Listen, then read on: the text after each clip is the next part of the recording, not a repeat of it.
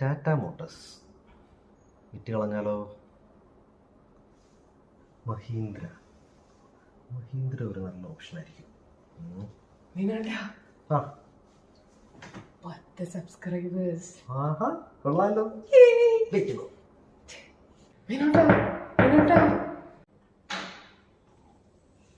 എന്താ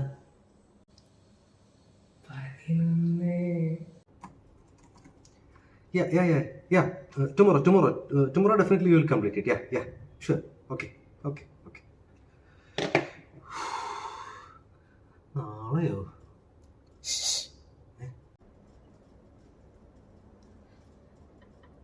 20.